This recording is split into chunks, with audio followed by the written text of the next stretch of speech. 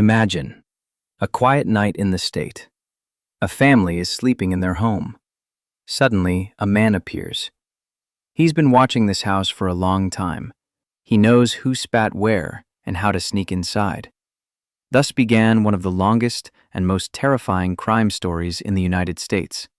In the 1970s, a lock was installed as a security measure, baffling the police. Between 1974 and 1986, 3 violent crime sprees shook residents of the California cities of Visalia, Sacramento, and Santa Barbara.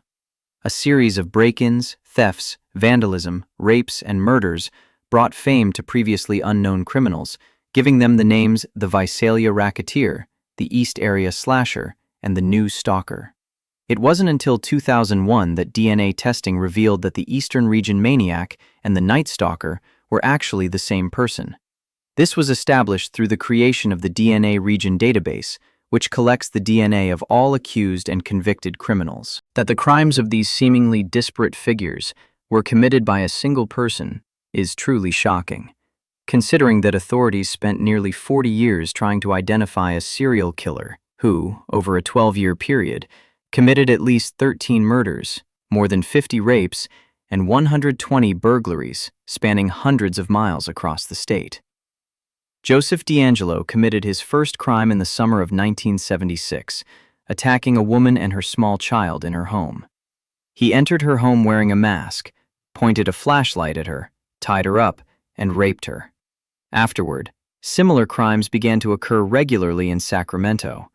The rapist targeted women living in single-story buildings near parks, schools, and other public spaces, allowing him easy escape. After committing several crimes, he began attacking not only single women, but also couples. In these cases, he often forced the woman to tie up her partner, placed a stack of plates on his back, and told him that if he heard the sound of breaking dishes, he would kill everyone. After this, the criminal would tie up and rape the woman, sometimes multiple times and over several hours. The killer's signature pattern led police to suspect a serial rapist. In the first year alone, he committed 23 rapes, leaving no trace and disappearing as unnoticed as he had appeared. By the summer of 1979, approximately 50 nearly identical crimes had occurred in Sacramento and the surrounding area. In the fall of 1979, the rapes ceased, but a serial killer emerged in Southern California. He also attacked women or couples, and Sacramento police suspected they were the same person. He didn't leave fingerprints, so we couldn't prove it with anything other than the similarity in his signature. We didn't know anything about DNA at the time, says retired detective Larry Crompton.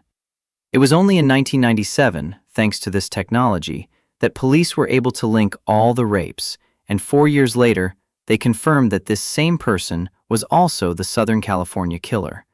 However, his identity was never established. Investigators realized they were dealing with a highly intelligent criminal.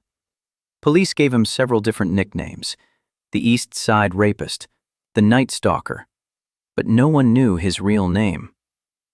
As the years passed, the case gradually became a so-called cold case, but the scale of the crimes was enormous. Nearly 40 years passed.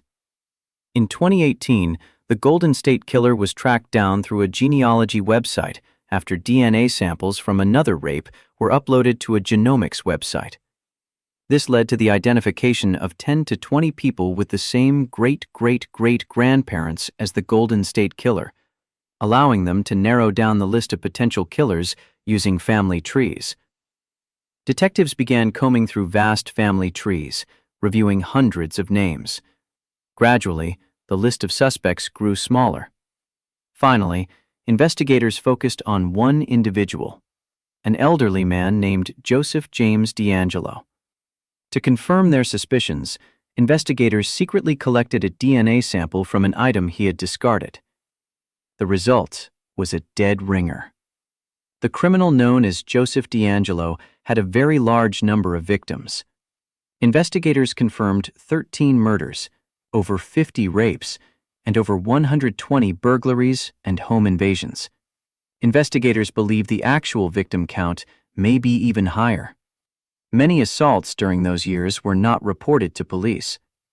Furthermore, in the 1970s, There was poor information sharing between different police departments, so some crimes may have been recorded as separate and unrelated cases. In April 2018, more than 40 years after the first crimes, police arrested Joseph DeAngelo. DeAngelo is a 74-year-old U.S. Navy veteran who worked as a police officer from 1973 to 1979.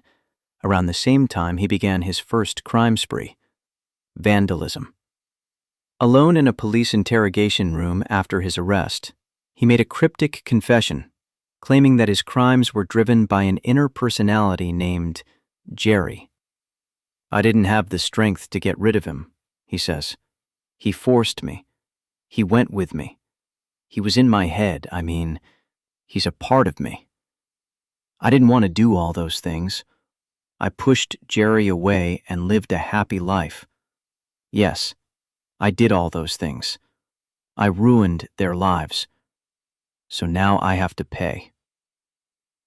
On June 29, 2020, Joseph DeAngelo pleaded guilty to 13 counts of murder and kidnapping, as well as 13 counts of rape, in a plea deal to avoid the death penalty. Thus ended one of the longest manhunts for a serial killer in history, and proof that sometimes future technology can solve the crimes of the past.